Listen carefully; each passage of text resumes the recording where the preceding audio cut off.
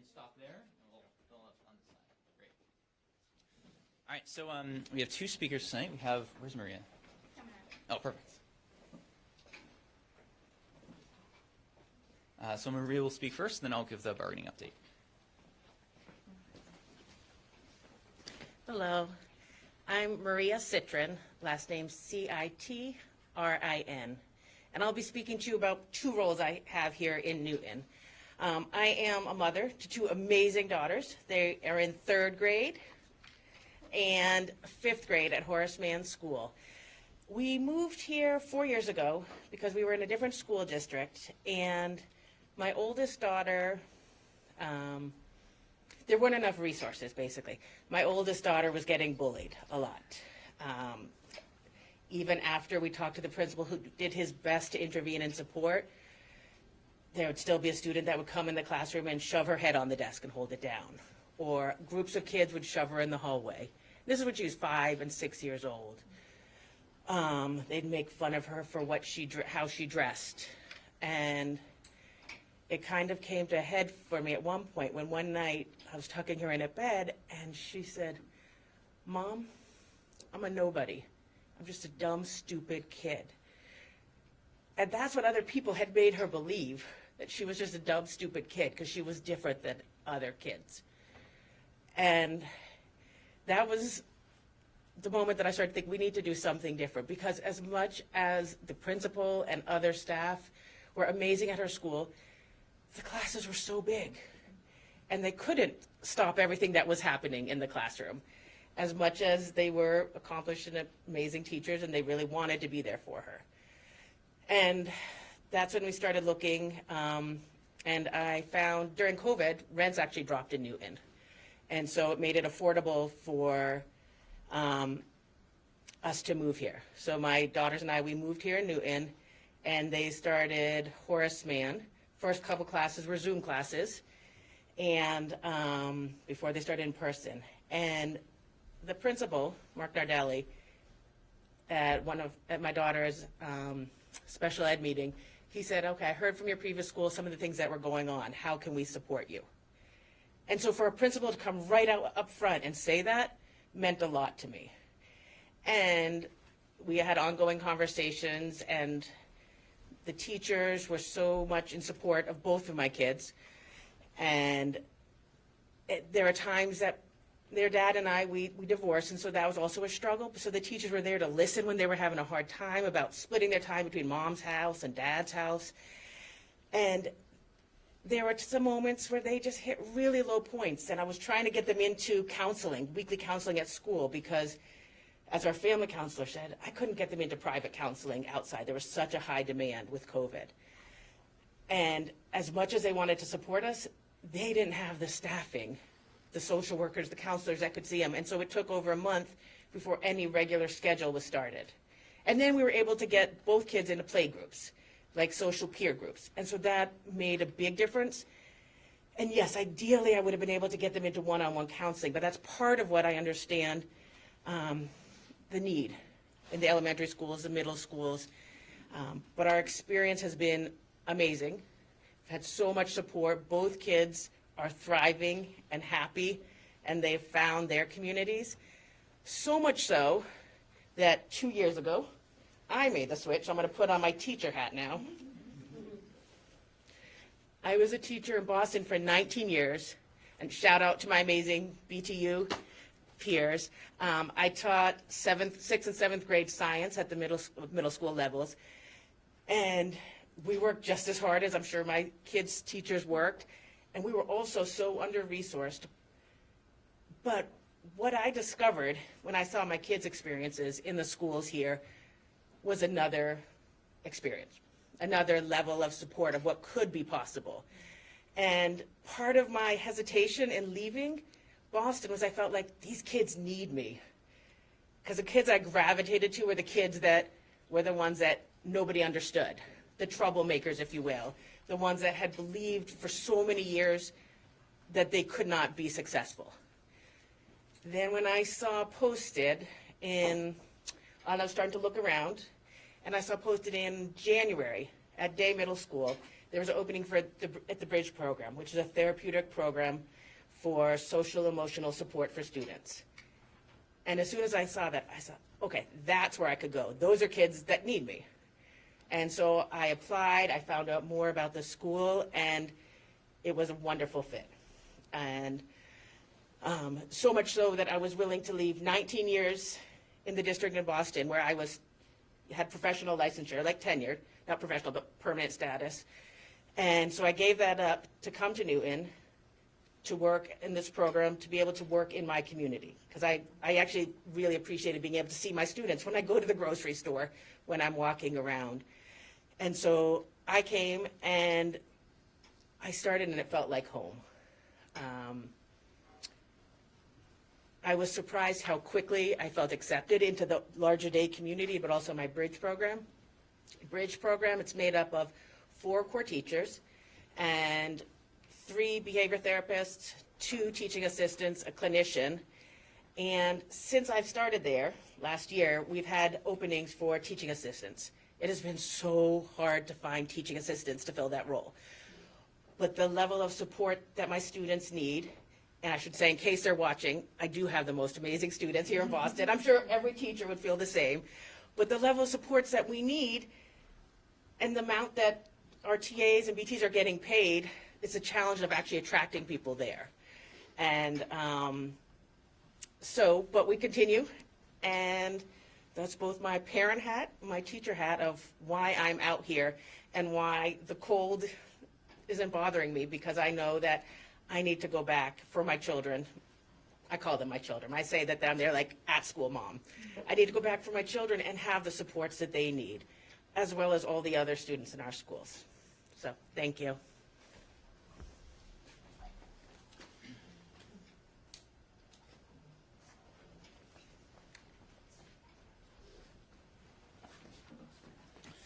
All right. Ryan Norman will provide the bargaining update. Last night, the Newton educators on the bargaining team sent the school committee our latest proposal, and we sent them an additional proposal on social workers this morning. We met to receive the school committee's latest proposal at 1 p.m. and sent back a response a few hours later. The proposal that we sent them today is our best yet. It maintains our core priorities that our students and educators need: a social worker in every building, a living wage for our aides and behavior therapists, a modern humane parental leave policy. It even included a return to work agreement. And this proposal works within the purported financial restrictions of the school committee. The latest proposal puts us under $4 million apart from the school committee's latest proposal. That's over the life of the entire contract, all 4 years, during which time the city's budget is over $2 billion, with a B, billion dollars. That's $1 million a year over 4 years to a student population of over 12,000 Newton students. That is minuscule for the size of the school budget. We should be done. The schools should be open. We are ready to move forward. And when we do, everyone is going to have to come together. When this is over, we need Mayor Fuller, Chris Bretsky, and their school committee to work with us and our students, not against us. We ask them to keep this in mind as we move forward. The kind of divisive rhetoric that Mayor Fuller and Chris Bretsky used during their press conference today was disturbing and disappointing, and we hope that they will join us in working together for the betterment of Newton schools. We call on Chris Bretsky and his school committee to agree to our latest proposal, settle this contract, and return our students and educators to the schools that they deserve, the schools that we fought for, schools that are within our reach. All they have to do is say yes. Mike Sills will be taking questions.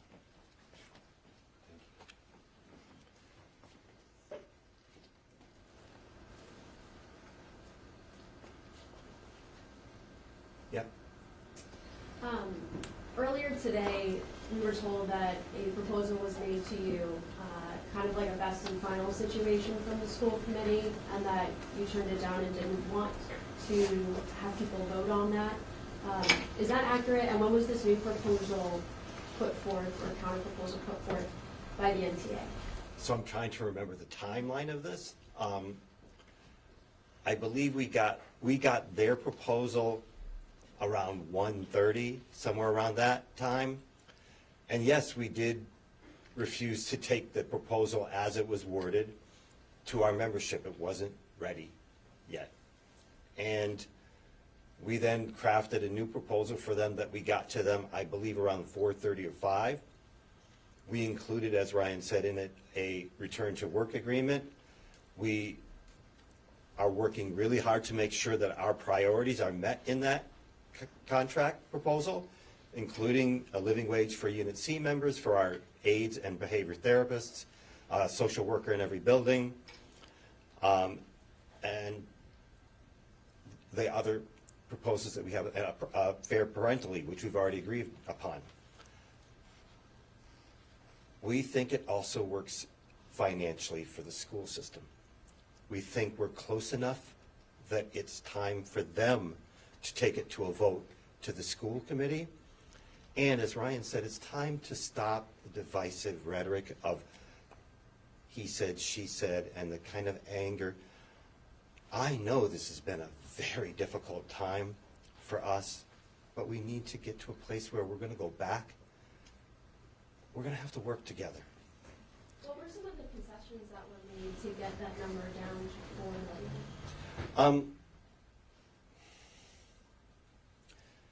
I prefer not to say concessions, but what I would say is we worked more within the parameters of what they are proposing for cost of living adjustments for our unit A, B, and E. And we are still holding fast on what we believe are the more necessary, higher cost of living adjustments for our units, particularly for Unit C, our educational support professionals. So that's where we think we need to stand firm. Like, what if the school committee says they really have no more money left? Because we're pretty adamant about it this afternoon in our press update. I don't know. The children need to get back to school, and I think the game of chicken really has to come to an end. I want the kids back. All the teachers that we represent want the kids back. They want the kids back. When I hear that there is no more money left, that it is just, this is our absolute bottom line, I think we have to stop the posturing and get to yes. If you're that close, why not open the schools tomorrow and negotiate tomorrow? We're not ready yet. I think they can say yes tonight, and then we could do that. What is the return to work part of the? So we have to make sure that there's no retaliation against our members for having gone on strike.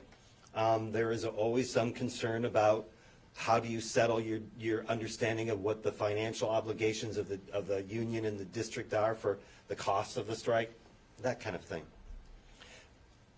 What you said, the parents who have now lost February vacation because of the strike? And Why have they lost? I have not heard that there's from what my understanding. The school committee voted on it tonight. I think it was April, wasn't it? No, the school committee voted tonight.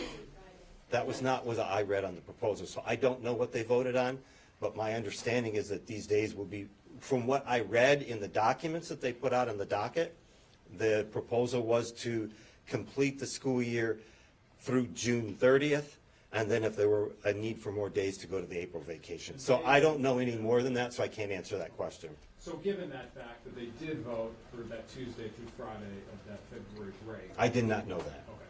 They So did now vote that for, are you yes, sure of that? Yeah, tonight. Then I don't have a response to that. I think that's pretty early after this strike to then once again disrupt people's schedules. I think it will be hard for anybody that has a vacation scheduled for that in that short a notice to do that, and I think it's unfair to both the students and the educators coming off of this long and difficult strike to then ask them to change their schedules once again. So I would ask them to reconsider is what I would say. And what's the union's preference to make up these days? Well, I think they need to be made up in June to the extent possible, and then we look at if there are any more necessary. I'd like to get us back tomorrow so we don't have one more day to make up. What's your reaction to the Department of Labor Relations filing today in court? They want twice daily status hearings. They want the education secretary to be there to speak to what they say is harm being done to the students by the strike. And they also say if you don't reach a deal by 5 o'clock tomorrow, They want this to go to binding arbitration. I think we need to reach a deal tonight. That's my answer to that.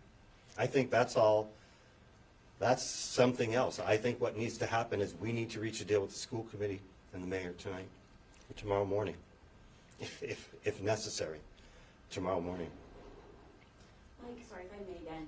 What about these fines? I mean, what are you guys at now, 600,000? What's the plan to pay for them? I just want to get us back to work. I mean, my primary concern right now is getting the members back into the classroom with a fair contract that they can be proud of. Would you say, sorry, that you were still getting support to cover them? I would say that those fines are not my primary concern right now. My primary concern, my members' primary concern, is getting back into school with a fair contract. What's the plan for this evening? We're waiting for their response. Is there a plan to come together and discuss? Yes, we will be coming together this evening. I'm hopeful that that will lead to a resolution. How confident are you in that? I don't know, What time are you meeting? after we get done with this. So how did you come down by $10 million? Like last night, I thought the difference was 14. So now you're saying the difference is $4 million?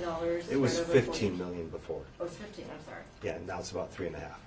3.5 to 4, rough estimates. So how did you, We adjusted, you know, I'd rather keep that inner part of where we changed. That's for our members to know and for them to determine whether or not they want to ratify that. But I think what I can tell you is we did everything we could to squeeze and find efficiencies and find creative solutions, and we were able to do that.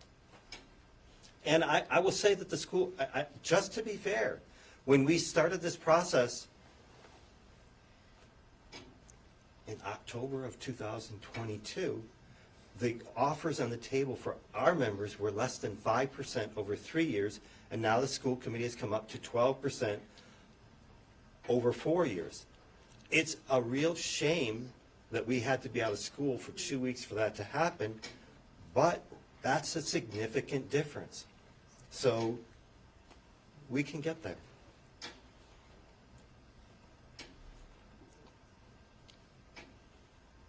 Anything else? That's it? Okay, thank you.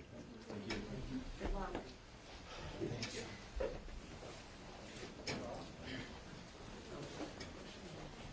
Well, great.